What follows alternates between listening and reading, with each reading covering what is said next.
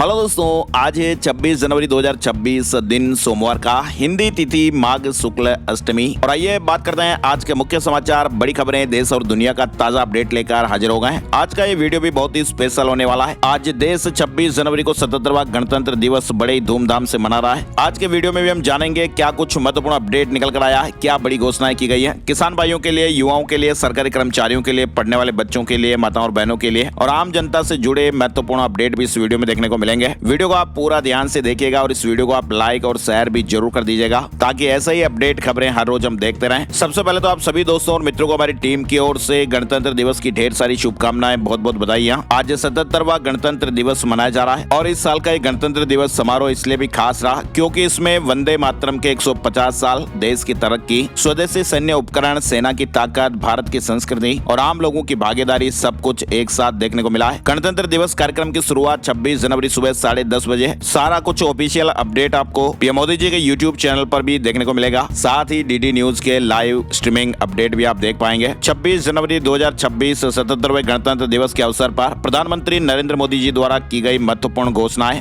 और अपडेट जानकारियां भी आपको देखने को मिलेगी। गर्व है हमें इस मिट्टी की शान पर, नतमस्तक है वीरों के बलिदान पर, चलो करे ये प्रण, आज भारत को बनाएंगे और खास गणतंत्र दिवस की आपको ढेर सारी शुभकामनाएं, बहुत बहुत बधाइयां। दोस्तों, वतन की मिट्टी से बढ़कर कुछ नहीं, हर दिल में तिरंगा बसना चाहिए और गणतंत्र दिवस पर हर घर में देश प्रेम का दीप जलना चाहिए। 26 जनवरी को लागू हुआ ये संविधान हमें बहुत सारे अधिकार देता है। भारतीय संविधान केवल कानूनों का संग्रह ही नहीं बल्कि एक गणतांत्रिक राष्ट्र की नींव है जो हमें कर्तव्य सिखाता है और लोकतंत्र को दिशा देता है। संविधान हमें ये सिखाता है कि अधिकारों के साथ साथ कर्तव्य भी जरूरी है। लोकतंत्र तभी मजबूत होता ना जब नागरिक जागरूक हो और गणतंत्र दिवस के अवसर पर संविधान को समझना, उसे मानना, जीना, यही हमारे लिए सच्ची देशभक्ति है। भारतीय संविधान कब लागू हुआ था आपको पता ही होगा, 26 जनवरी 1950 को। और भारतीय संविधान का निर्माण किया था संविधान सभा ने। भारतीय संविधान के जनक के रूप में हम डॉक्टर भीमराव अंबेडकर जी को जानते हैं। संविधान सभा के अध्यक्ष डॉक्टर राजेंद्र प्रसाद जी थे और संविधान प्रारूप समिति के जो अध्यक्ष है वो डॉक्टर भीमराव अंबेडकर जी थे।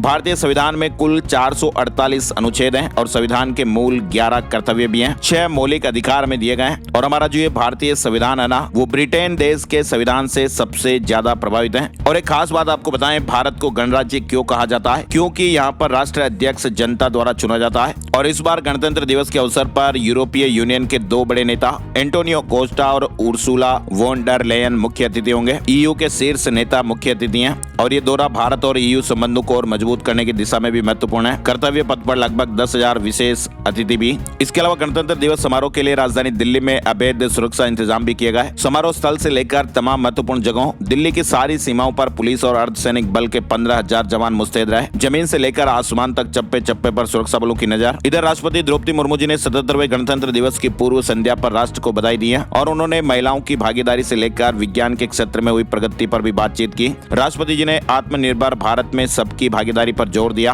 भारतीय संविधान हमारे अधिकारों, सम्मान और सपनों का रक्षक है और ये हर नागरिक की ताकत और सुरक्षा का प्रतीक भी है। इसके अलावा आपको दिखाएं, जम्मू कश्मीर में सेना ने पाकिस्तानी घुसपैठिया मार गिराया। सांबा सेक्टर में बॉर्डर पास करने की कोशिश में था। जम्मू कश्मीर के सांबा में बीएसएफ ने रविवार देर रात पाकिस्तानी घुसपैठिया मार गिराया। सेना के सूत्रों के मुताबिक सांबा जिले में एलओसी पर सीमा पार से घुसपैठ की कोशिश की जा रही थी और इसे नाकाम किया गया। अब पूरे इलाके में सर्च ऑपरेशन चलाया जा रहा है। कठुआ जिले में भी एलओसी के पास पाकिस्तानी ड्रोन नजर आया। पिछले 15 दिनों में बॉर्डर के पास 6 बार ड्रोन देखे जा चुके हैं। इधर राजस्थान में 26 जनवरी से पहले 9,500 किलो विस्फोटक भी पकड़ा गया। अमोनियम नाइट्रेट खेत में रखा था, एक व्यक्ति को गिरफ्तार किया गया है। दिल्ली ब्लास्ट में भी इसी का इस्तेमाल हुआ था। राजस्थान के नागौर में पुलिस ने 26 जनवरी से पहले एक खेत से भारी मात्रा में विस्फोटक बरामद किया। वहीं 77वें गणतंत्र दिवस के अवसर पर कांग्रेस अध्यक्ष मल्लिकार्जुन खड़गे ने भी राष्ट्र के नाम संदेश दिया है। राष्ट्र के नाम संदेश में खड़गे ने मौजूदा हालात पर भी गंभीर चिंता जताई है। खबरों में आगे बढ़ेंगे लेकिन इससे पहले एक जरूरी अपडेट आप देखिए जो चौंकाने वाली खबरों से हम शुरुआत करते हैं। काम पर जा रहे एक 22 साल के युवक की हार्ट अटैक से जान चली गई। राजस्थान के पुष्कर से ये बड़ी खबर आ रही है। पैदल ही वो व्यक्ति काम पर जा रहा था, बेहोश होकर गिरा और फिर उठा ही नहीं। डॉक्टरों ने कहा कि प्रथम दृष्टया हार्ट अटैक से जान जाने की आशंकाएं हैं। जान गंवाने वाले युवक की उम्र 22 साल की बताई जा रही है। आप देखिए किस तरह से आजकल छोटी छोटी उम्र के लोगों को भी हार्ट अटैक की घटनाएं देखने को मिल रही हैं। इसके अलावा एक बड़ी चौंका देने वाली और अलर्ट करने वाली खबर भी आ रही है। जहरीली हवा से हर साल फेफड़ों में आधा ग्राम प्रदूषण और ये कैंसर और हार्ट अटैक की वजह भी बन सकता है। राजस्थान से जुड़ा चौंकाने वाला एक अलर्ट भी सामने आया। 19,000 करोड़ रुपए के क्लीन एयर एक्शन प्लान के बावजूद भी राजस्थान के कई शहरों से भी प्रदूषण कम नहीं हुआ है। राजस्थान में हवा को सुधारने के लिए केंद्र और राज्य सरकार ने साल 2019-20 में 19,000 करोड़ करोड़ रुपए का clean air action plan NSCP लागू किया था।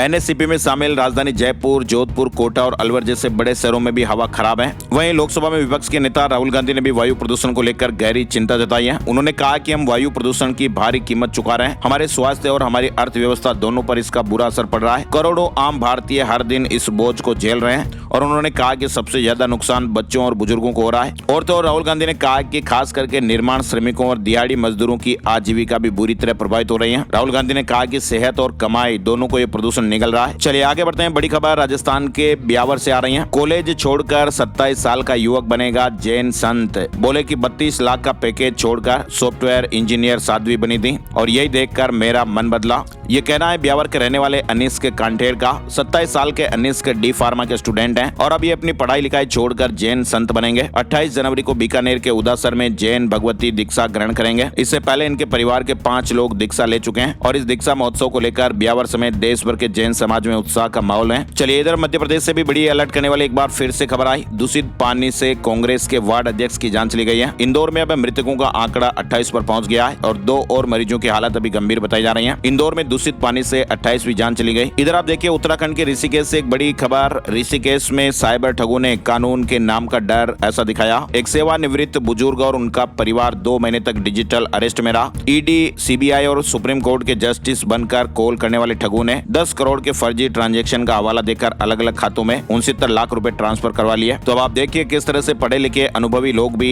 डिजिटल अरेस्ट के झांसे में आ जाते हैं और अपना पैसा गवा बैठते हैं। चलिए अगली बड़ी खबर आप देखिए यूपी से आ रही है। प्रयागराज में स्वामी अभिमुक्तेश्वरानंद और मेला प्रशासन के बीच 7 दिनों से विवाद जारी है। यूपी के डिप्टी सीएम केशव मौर्य ने शंकराचार्य से विवाद खत्म करने की अपील की है। केशव मौर्य रविवार शाम प्रयागराज पहुंचे। हालांकि सर्किट हाउस से 8 किलोमीटर दूर धरने पर बैठे शंकराचार्य से मिलने नहीं गए। डिप्टी सीएम ने कहा कि मुख्यमंत्री जी ने मामले का संज्ञान लिया है और मुझे जब बात करने के लिए कहा जाएगा जरूर करूंगा। इधर वाराणसी के मणिकर्णिका घाट पर अहिल्याबाई होलकर प्रतिमा विवाद को लेकर समाजवादी पार्टी और प्रशासन के बीच भी तनाव बढ़ गया है। सपा सांसदों को घाट जाने से रोका गया, जिस पर उन्होंने धरना भी दिया। समाजवादी पार्टी और प्रशासन के बीच सुबह 25 जनवरी से देर शाम तक नोकझोंक होती रही। चलिए बड़ी खबर देखिए आप बंगाल SIR को लेकर आ रही है। ईसी ने गड़बड़ी वाले 1 करोड़ 25 लाख नाम सार्वजनिक कर दिए हैं। पंचायत और ब्लॉक ऑफिसों में भी ये लिस्ट चिपकाई जाएगी। सुप्रीम कोर्ट के आदेश पर चुनाव आयोग ने SIR की लॉजिकल डिस्क्रिपेंसी लिस्ट वेबसाइट पर डाल दी है। चलिए अगली बड़ी खबर आ रही है जो व्हाट्सएप को लेकर है और बड़ी चौंकाने वाली ये खबर है। व्हाट्सएप की प्राइवेसी पर एक बार फिर से सवाल उठे हैं। क्या चोरी छिपे आपकी बातें कंपनी द्वारा पढ़ी जा रही हैं? फिलहाल आपको बताएं ये जो मामला है ना दोस्तों वो कोर्ट पहुंच गया है। अमेरिका की एक अदालत में दायर मुकदमे ने ये बहस छेड़ दी है कि क्या वाकई व्हाट्सएप की निजी चैट उतनी सुरक्षित है जितनी कंपनी ये दावा करती है। यानी व्हाट्सएप लंबे समय से ये दावा करता आया कि उसकी जो चैट है वो पूरी तरह से सुरक्षित है और यूजर की बातचीत को सिर्फ भेजने वाले और पाने वाले तक ही सीमित रहती है। लेकिन अभी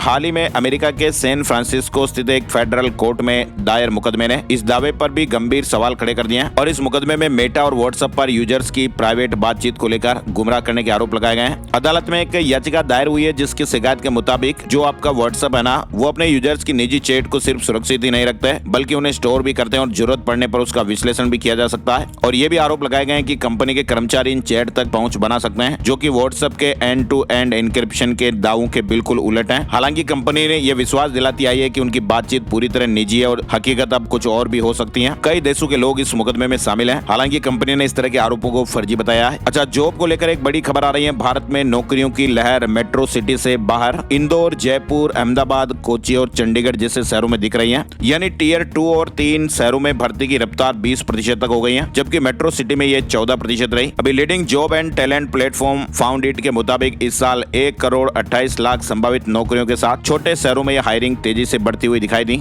चलिए आगे बढ़ते हैं। बड़ी खबर देखिए आप घर में कितनी विदेशी करेंसी रखना कानूनी, कोर्ट के फैसले से आपको राहत मिलेगी। अगर आपके पास भी विदेशी नोट भारत में रखे हैं और वे FEMA यानी फेमा सीमा के अंदर हैं, तो उन्हें शेड्यूल FA यानी फॉरेन एसेट में दिखाने की जरूरत नहीं है। लेकिन अगर आपकी सालाना आय 1 करोड़ रुपए से ज्यादा है तो फिर आपको ITR में शेड्यूल AL भरना होता है। छापेमारियां हुई थी और उसमें इस तरह से करेंसी पाई गई और फिर मामला एक कोर्ट में गया और कोर्ट ने फैसला दिया। अगर विदेशी मुद्रा की खरीद का स्रोत सही तरीके से साबित हो जाता है तो सिर्फ घर में विदेशी नोट मिलने से उसे अवैध नहीं माना जा सकता है। वैसे आपको बताएं फेमा कानून के तहत दोस्तों कोई भी भारतीय नागरिक अपने घर में 2000 अमेरिकी डॉलर तक रख सकते हैं बिना किसी समय सीमा के। विदेशी सिक्के रखने के भी कोई लिमिट नहीं है। अगर 2000 डॉलर से ज्यादा विदेशी मुद्रा है तो उसे 180 दिनों के भीतर अधिकृत बैंक या डीलर के पास जमा कराना या RFC अकाउंट में डालना जरूरी हो जाता है, वरना फिर ऐसा ना करने पर फेमा के तहत जुर्माना लग सकता है। चलिए बड़ी खबर देखिए आप, जिनपिंग एक्शन में है। चीन से जुड़ी बड़ी खबर, चीन के टॉप जनरल जांग बर्खास्त कर दिए गए और उन पर कानून के उल्लंघन के आरोप लगे हैं। शी जिनपिंग के अधीन चीन के एक सर्वोच्च सैन्य अधिकारी को भ्रष्टाचार के आरोप में जांच के दायरे में लाया गया है। इधर आप देखिए जापान में अब दिखाई नहीं देंगे पांडा, 50 साल बाद। ऐसा होने की खास वजह, जापान में लगभग 50 साल में पहली बार कोई पांडा नहीं रहेगा। टोक्यो और बीजिंग के बीच कूटनीतिक तनाव के कारण नए पांडा आने की संभावना अब कमी है और अभी हाल ही के महीनों में जापान और चीन के बीच तनाव बढ़ा है। चीन की पांडा डिप्लोमेसी भी है। इधर ताइवान में बिना रस्सी 508 मीटर ऊंची इमारत की चढ़ाई कर दी। 90 मिनट में शिखर पर पहुंच गए अमेरिकी क्लाइंबर और ये अपने आप में एक इतिहास रचा गया। बांग्लादेश में एक और हिंदू की जान ले ली गई। 23 साल के चंचल भौमिक को गैरेज के अंदर जिंदा जला दिया गया। फिलहाल परिवार ने वहां व्यक्तिगत दुश्मनी से भी इंकार किया है। बांग्लादेश में अल्पसंख्यकों के खिलाफ हिंसा लगातार बढ़ती देखी जा रही है। पश्चिम बंगाल में फिर से बवाल हुआ। टीएमसी और बीजेपी कार्यकर्ताओं में झड़प हो गई। जनसभा का मंच तक फूंक डाला। रविवार 25 जनवरी को टीएमसी और बीजेपी कार्यकर्ताओं में तीखी झड़प की खबर है।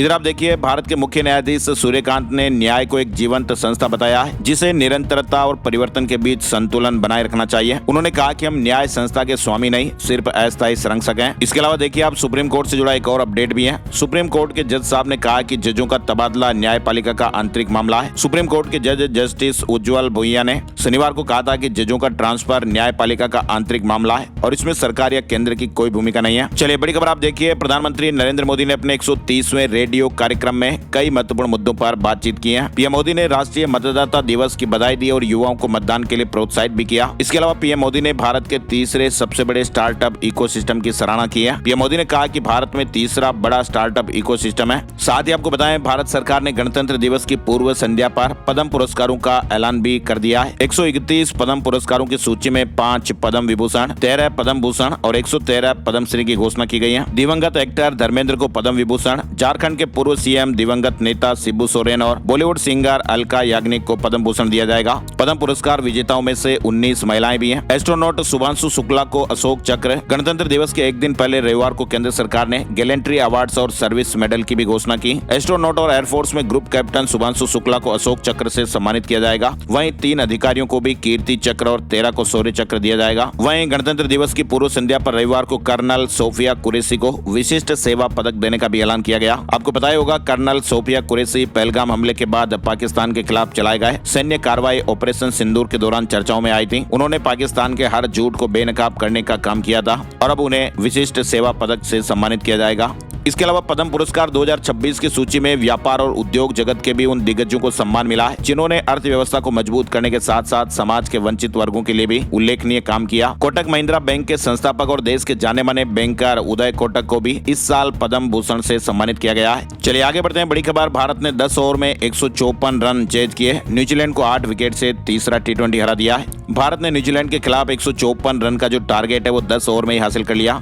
अभिषेक शर्मा ने मैच 14 गेंद पर 50 लगाई। इंदौर में मध्य प्रदेश लोक सेवा आयोग के सामने अभ्यर्थियों ने एक बार फिर शनिवार देर रात से आंदोलन शुरू किया हुआ है। धरना भी दिया जा रहा है। 10 सूत्रीय मांगों को लेकर शुरू हुआ यह आंदोलन 4 दिनों तक जारी रहेगा। इस आंदोलन को अभ्यर्थियों ने न्याय यात्रा 2.0 का नाम दिया है। साथ ही आप देखिए, नाटो देशों की नाराजगी के बाद डोनाल्ड ट्रंप के सुर बदल गए। ब्रिटिश सैनिकों की तारीफ की और कहा कि अफगानिस्तान में जो शहीद हुए वे महान योद्धा है। कुल मिलाकर अफगानिस्तान युद्ध में नाटो की भूमिका पर विवादित बयान के बाद अब अमेरिकी राष्ट्रपति डोनाल्ड ट्रंप जो है ना, वो डैमेज कंट्रोल की स्थिति में है। कनाडाई प्रधानमंत्री ने कहा कि लोग स्वदेशी सामान खरीदें। डोनाल्ड ट्रंप की 100% टैरिफ धमकी के बाद कहा कि हमारी अर्थव्यवस्था पर बाहरी खतरा है और इस धमकी के बाद उन्होंने कनाडा देशवासियों से स्वदेशी सामान खरीदने की अपील की है। तमिलनाडु के मुख्यमंत्री और डीएमके अध्यक्ष एमके स्टालिन ने तमिल भाषा शहीद दिवस पर रविवार को राज्य के भाषा शहीदों को श्रद्धांजलि दी। उन्होंने कहा कि यहाँ हिंदी के लिए कभी भी कोई जगह नहीं होगी। उन्होंने आगे कहा कि हम इसे थोपने का हमेशा विरोध करेंगे। मौसम और मानसून में आप देखिए, जम्मू कश्मीर में भारी बर्फबारी हो रही है। हिमाचल प्रदेश में भी तापमान -7 डिग्री, 1300 से ज्यादा रास्ते बंद हो गए। नेशनल हाईवे को खोल दिया गया। जम्मू कश्मीर की भद्रवाह घाटी में लंबे इंतजार के बाद इस मौसम की पहली बर्फबारी भी हुई। पटनी टॉप, नथा टॉप, सनासर और बटोटे में इस मौसम की पहली बर्फबारी हुई है। वहीं हिमाचल प्रदेश में भी बर्फबारी से तापमान और गिर गया है। कुसुम केरी का तापमान -7 डिग्री रहा।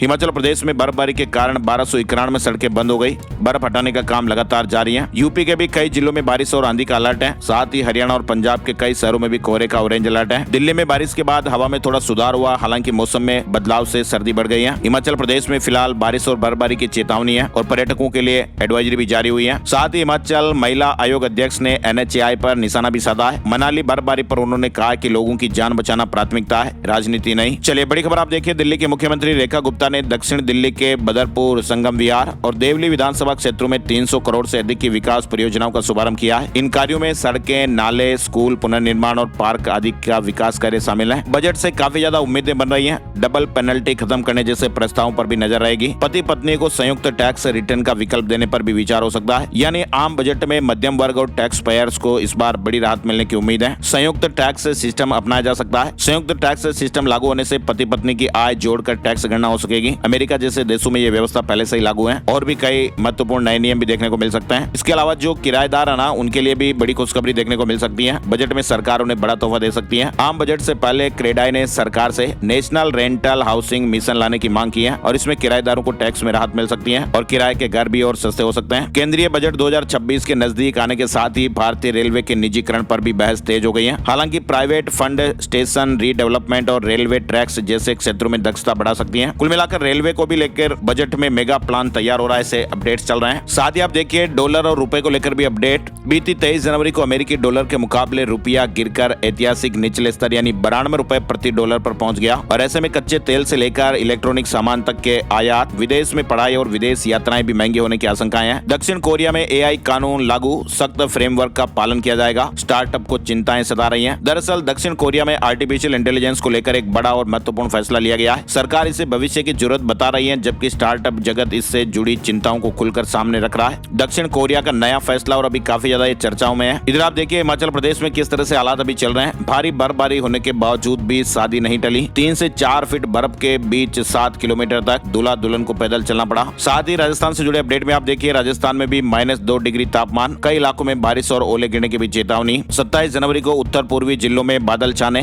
तेज हवाएं चलने और बारिश होने और कहीं कहीं ओले गिरने की भी चेतावनी जारी की गई है। 26 जनवरी को प्रदेश में राजस्थान में मौसम साफ रहेगा। कोल्ड वेव से भी थोड़ी राहत मिल सकती है, लेकिन 27 जनवरी से मौसम फिर से बदलेगा। राजस्थान में गणतंत्र दिवस पर 23 जिलों में मंत्री और 1 में मुख्य सचेतक जिला स्तरीय समारोह में ध्वजारोहण करेंगे। साथ ही जयपुर के JK लोन हॉस्पिटल में अब 30 बेड का डे केयर सेंटर बनेगा और इसमें खून से जुड़ी थैलेसीमिया, हीमोफीलिया जैसी बीमारियों से पीड़ित बच्चों का ब्लड ट्रांसफ्यूजन हो सकेगा। अगले 3 से 4 महीनों में सुविधा शुरू होने की उम्मीद है। राजस्थान कर्मचारी चयन बोर्ड ने लैब असिस्टेंट और जूनियर लैब असिस्टेंट की भर्ती निकाली है। 804 पद भरे जाएंगे। श्रीनाथ जी मंदिर पहुंचे राजस्थान हाईकोर्ट के कार्यवाहक मुख्य न्यायाधीश, शयन आरती झांकी के दर्शन किए, परिवार के साथ पूजा अर्चना भी की। इधर हाईकोर्ट ने अदालत के आदेश के बावजूद गरीबी के चलते जुर्माना नहीं चुका पाने के कारण जेल से रिहा नहीं हो पाने वाले कैदियों को राहत दी है। हाईकोर्ट ने कहा कि अदालत के आदेश के बावजूद गरीबी के कारण जुर्माने का पैसा जमा नहीं करने पर किसी भी व्यक्ति को जीवन जीने और स्वतंत्रता के संवैधानिक अधिकार से वंचित नहीं किया जा सकता। जयपुर में SBI बैंक से करोड़ों रुपए ऐंठ लिए गए, फेक डॉक्यूमेंट लगाकर लोन उठाया गया, सरकारी कर्मचारियों ने जालसाजी की है। फिलहाल मामला दर्ज हो गया है। साथ ही राजस्थान से आप देखिए CM युवा स्वरोजगार योजना के लिए आवेदन शुरू हो गए। युवाओं को उद्योग स्थापना के लिए 10-10 लाख रुपए तक का ब्याज मुक्त लोन देने की सुविधा शुरू हो गई है। राजस्थान राज्य पथ परिवहन निगम बसों से जुड़ा अपडेट आप देखिए। उदयपुर समेत प्रदेश के 77 रोडवेज बस स्टैंड को स्मार्ट बनाया जाएगा। आधुनिक पैसेंजर अनाउंसमेंट सिस्टम भी होंगे। मध्य प्रदेश में भी ठंड फिर से लौट आई है। कई जिलों में घना कोहरा देखने को मिला। 27 और 28 जनवरी को फिर से बारिश का अलर्ट रहेगा।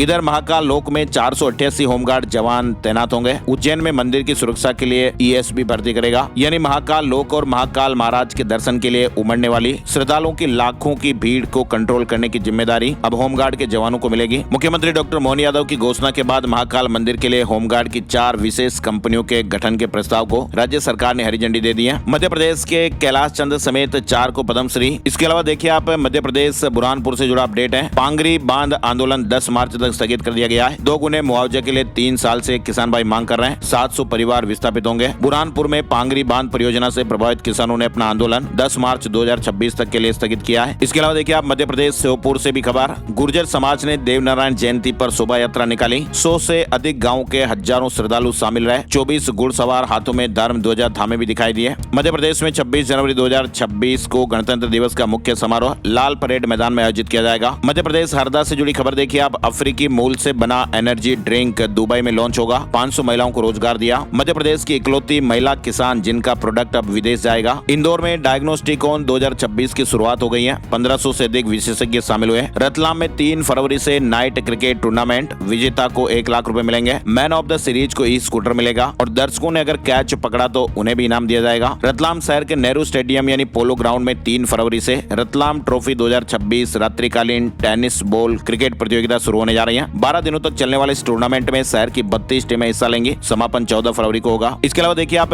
MPPSC की परीक्षाओं में अब 3 लेयर सिक्योरिटी सिस्टम काम करेगा। UPSC की तर्ज पर बायोमेट्रिक, आइरिस स्कैन और लाइव CCTV मॉनिटरिंग भी होगी। 26 अप्रैल की प्री से इसकी शुरुआत हो रही है। मध्य प्रदेश में पुलिस आरक्षक भर्ती परीक्षा का परिणाम जारी हो गया है। 59,438 अभ्यर्थी चयनित हुए हैं जो 7,500 पदों के लिए अगले चरण यानी शारीरिक दक्षता या मापदंड परीक्षा में शामिल होंगे। इधर उत्तर प्रदेश के राजभवन को अब जन भवन के नाम से जाना जाएगा। केंद्र सरकार के सभी राज्यों के राजभवन के बदलने के आदेश के क्रम में यूपी राजभवन का भी नाम बदला गया है। इधर गणतंत्र दिवस से पहले अयोध्या भी हाई अलर्ट पर। शहर के सभी प्रवेश द्वारों पर सघन चेकिंग, श्रद्धालुओं के वाहनों और सामानों तक की जांच की गई। अयोध्या में 26 और 27 जनवरी को बारिश का अलर्ट रहेगा। पहाड़ों पर बर्फबारी से ठंड भी बढ़ी हुई है। अयोध्या मंडल और आसपास के जिलों में 26 और 27 जनवरी को कुछ एक जगहों पर हल्की बूंदाबांदी की संभावनाएं हैं। इसके अलावा आप देखिए कर्तव्य पथ पर विशेष अतिथि बनेंगी उत्तर प्रदेश की 14 लखपति दीदियां। महिला सशक्तिकरण की नई तस्वीर भी देखने को मिलेगी। यूपी SIR में बेहतरीन काम करने वाले BLO इटली जाएंगे। CO के नेतृत्व में विदेशी चुनाव प्रक्रिया समझेगी टीम। इधर आप देखिए यूपी में फरवरी तक तैयार हो जाएगा गंगा एक्सप्रेसवे। CM योगी आदित्यनाथ ने कहा नोएडा इंटरनेशनल एयरपोर्ट के शुभारंभ से एयर कार्गो का हब होगा उत्तर प्रदेश। उत्तर प्रदेश से अपडेट में आप देखिए युवा ऊर्जा के प्रतीक हैं नितिन नबीन। मुख्यमंत्री जी ने इस तरह की बात कही। CM योगी आदित्यनाथ ने कहा कि राष्ट्रीय अध्यक्ष नितिन नबीन युवा ऊर्जा के प्रतीक हैं। बिहार विधानसभा में 5वीं बार विधायक के रूप में सेवाएं दे रहे हैं। संगठन के विभिन्न पदों का निर्वहन करने के उपरांत प्रधानमंत्री नरेंद्र मोदी के मार्गदर्शन में बीजेपी ने नितिन नबीन को राष्ट्रीय अध्यक्ष के रूप में नया दायित्व दिया है। मेरठ में फीचर फिल्म गोदान का पोस्टर रिलीज हो गया है। 40 करोड़ रुपए में ये फिल्म तैयार हुई है। अध्यक्ष ने कहा कि देश को गौमाता का महत्व समझाएगी ये फिल्म। इधर गणतंत्र दिवस पर उत्तर प्रदेश में ग्रीन गैस लिमिटेड ने तोहफा दिया है। यूपी में CNG और घरेलू PNG के दाम घट गए। लखनऊ समेत 5 शहरों में इसका असर देखा जाएगा। गणतंत्र दिवस के मौके पर GGL ने उपभोक्ताओं को राहत दी। गंगा यमुना जेवर एक्सप्रेसवे 8,700 किसानों की जमीन का अधिग्रहण होगा। बुलंदशहर में 677 हेक्टेयर भूमि ली जाएगी। 4 फरवरी तक आपत्तियां दर्ज कराने का मौका भी चल रहा है। भूमि अधिग्रहण की प्रक्रिया तेज हो गई है। इसके अलावा लखनऊ में रियल एस्टेट के नाम पर निवेशकों से करोड़ों की ठगी और मनी लॉन्ड्रिंग के मामले में ED ने बड़ी कार्रवाई की है। नेता प्रतिपक्ष तेजस्वी यादव को RJD का राष्ट्रीय कार्यकारी अध्यक्ष बनाया गया। बिहार में सभी जिलों में स्थापित होंगी पेयजल जांच लेबोरेटरीज। शेखपुरा में गन्ना मंत्री संजय पासवान ने घोषणा की। बेगूसराय में पहली बार Bihar dairy and cattle expo लगेगा। 28, 29 और 30 जनवरी को आयोजित होने वाले इस एक्सपो में मवेशियों की सबसे बड़ी प्रदर्शनी लगेगी। इधर झारखंड के पाकुड़ विधानसभा क्षेत्र से पूर्व विधायक अकील अख्तर AIMIM में शामिल हो गए। 30 जनवरी तक झारखंड में भी मौसम शुष्क रहेगा और इस दौरान राज्य के अधिकांश हिस्सों में सुबह के समय हल्के दर्जे का कोहरा या धुंध वगैरह देखने को मिल सकती है। चंडीगढ़ में लागू होगा पार्किंग के लिए one pass system. QR code से घर बैठे ही बना सकेंगे। सभी पार्किंग स्थलों पर यह मान्य होगा। बाइक और स्कूटी के लिए 250 रुपए देने पड़ेंगे। चंडीगढ़ नगर निगम लोगों को पार्किंग की समस्या से निजात दिलाने के लिए MC वन पास सिस्टम शुरू करने जा रहा है। इस नए सिस्टम में 2 पहिया वाहनों के लिए 250 रुपए और 4 पहिया वाहनों के लिए 500 रुपए में मासिक पार्किंग पास उपलब्ध होगा। 27 जनवरी से शुरू हो रही है नई व्यवस्था। पंजाब के इंटरनेशनल स्मगलर आइसमैन राजा कंदोला की जांच चली गई है। मुंबई में हार्ट अटैक आया। 200 करोड़ ड्रग केस में सुर्खियों में आया था। इधर आप देखिए हिमाचल बोर्ड ने परीक्षा पैटर्न में बदलाव किया। 3 मार्च से एग्जाम होंगे। हिमाचल प्रदेश स्कूल शिक्षा बोर्ड ने वार्षिक परीक्षा 2026 के लिए महत्वपूर्ण घोषणाएं की हैं। अब प्रश्न पत्रों की A, B और C सीरीज में प्रश्न समान होंगे। केवल प्रश्नों का क्रम बदला जाएगा। हल्द्वानी में सैनिकों के बच्चों के लिए छात्रावास बनेगा। 150 कमरों के हाईटेक छात्रावास भूमि का सैनिक कल्याण मंत्री ने निरीक्षण किया है। पूर्व BCCI अध्यक्ष इंद्रजीत बिंद्रा का निधन हो गया। जय शाह ने शोक जताया। भारतीय क्रिकेट कंट्रोल बोर्ड BCCI के पूर्व अध्यक्ष इंद्रजीत सिंह बिंद्रा नहीं रहे। इधर आप देखिए KVS में 987 पदों के लिए शॉर्ट नोटिफिकेशन जारी हुआ है। ये भर्ती यूपी, बिहार समेत देश के कई राज्यों के केंद्रीय विद्यालयों के लिए की जाएगी। इसके अलावा यंत्र इंडिया लिमिटेड में ट्रेड अप्रेंटिस की 3,979 नौकरियां भी है। 10वीं ITI पास आवेदन कर सकते हैं। और अब चलते चलते एक नजर आज का राशिफल। आज 26 जनवरी सोमवार को मेष राशि वालों को बीमा और कमीशन से जुड़े कामों में फायदा होगा। वृष राशि के लोग लेन देन में कागजी काम पक्का रखें वरना नुकसान हो सकता है। मिथुन राशि वालों के लिए नए काम की शुरुआत के लिहाज से सही समय है और आज किया गया निवेश आगे फायदा दे सकता है। तुला राशि वालों के रुके हुए काम भी चल पड़ेंगे। कारोबार में नए शुभ अवसर भी मिलेंगे। जल्दबाजी में किसी से वादा ना करें। खर्च पर कंट्रोल रखें। धनु राशि वालों के अटके हुए काम गति पकड़ेंगे। नए मौके भी मिलेंगे और सरकारी काम में अनुभवी लोगों की सलाह लेकर आगे बढ़े। मकर राशि वालों को रुका हुआ पैसा वापस मिलने के योग हैं। आर्थिक स्थितियों में भी भी सुधार होगा और इसके अलावा बाकी राशियों पर सितारों का मिला जुला असर रहेगा। आज के मुख्य समाचार के वीडियो में फिलहाल बस इतनी ही खबरें। आज 26 जनवरी 2026 गणतंत्र दिवस के अवसर पर प्रधानमंत्री नरेंद्र मोदी जी द्वारा की गई 10 बड़ी घोषणाएं जल्दी आपको नए वीडियो में देखने को मिलेगी, तो वो वाला वीडियो भी आप जरूर देखिएगा। माई स्मार्ट गाइड के वीडियो सेक्शन पर आप क्लिक कीजिए तो ये वीडियो आपको मिल जाएगा। वीडियो पूरा देखने के लिए आपका दिल से शुक्रिया, बहुत बहुत धन्यवाद। नए वीडियो में नई जानकारी के साथ फिर मिलते हैं, तब तक के लिए जय हिंद, जय भारत, वंदे मातरम।